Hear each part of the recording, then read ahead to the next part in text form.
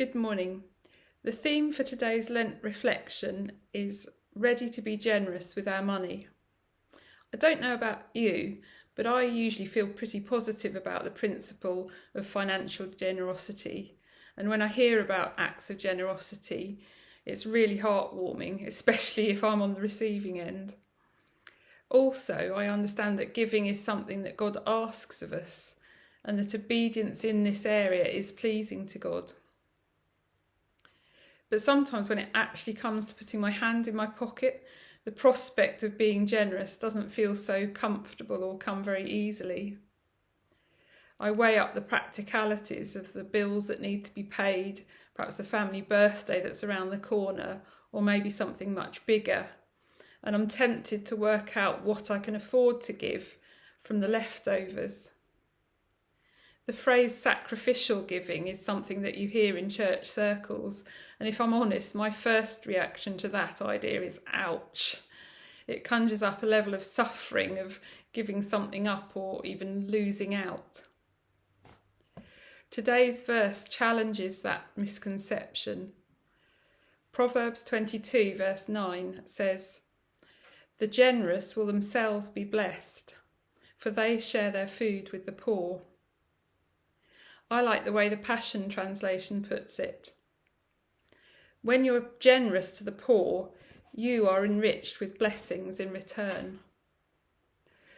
Logically speaking, it doesn't add up that the more I give away, the more I'll gain. If I start with £100 and give away 50, then obviously I'll end up with less for myself. So what do I gain from giving generously? What I've found is that if I've responded to a need that God's brought to my attention, I gain a real sense of pleasure and satisfaction that I've been involved in what God's doing in someone else's life. But the benefits of being generous don't stop at encouragement or feeling God's pleasure. In my experience, when I give generously, perhaps occasionally even rashly, I never seem to lose out from a financial or practical perspective. In the Old Testament, in Malachi chapter 3, God starts out by warning the Israelites that they're under a curse because they've cheated him by withholding the tithes and offerings that they should have been giving. He instructs them to put this right by bringing their offerings into the storehouse so that there'll be enough to support the temple priests and their families. But God doesn't just give them this command. He goes on to make a promise that if the people obey, he will open up the windows of heaven for you and pour out a blessing so great you won't have room to take it in. Then, even more surprisingly, God throws out a challenge to the Israelites. He says, "Try it. Put me to the test." Generally speaking, putting God to the test doesn't turn out well for us.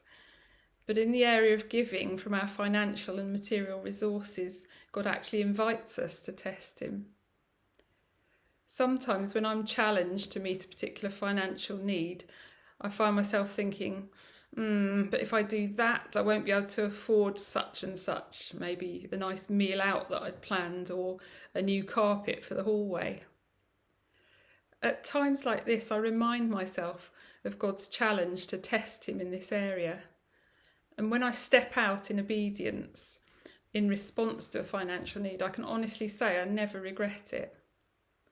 As well as the joy and satisfaction of being part of what God's doing, mysteriously, I never seem to lose out financially or practically. I can't explain how it works, but in my experience, when I honour God with the resources he's entrusted to me, I always end up with enough, and sometimes with extra material blessings that I didn't expect or even need. So I'm convinced that when we give from a place of genuinely wanting to bless others and bring God pleasure, we never lose out. I hope what I've shared will encourage you to step out with a sense of anticipation of the blessings that will come not only to others, but also to you as you respond to the challenge to give generously.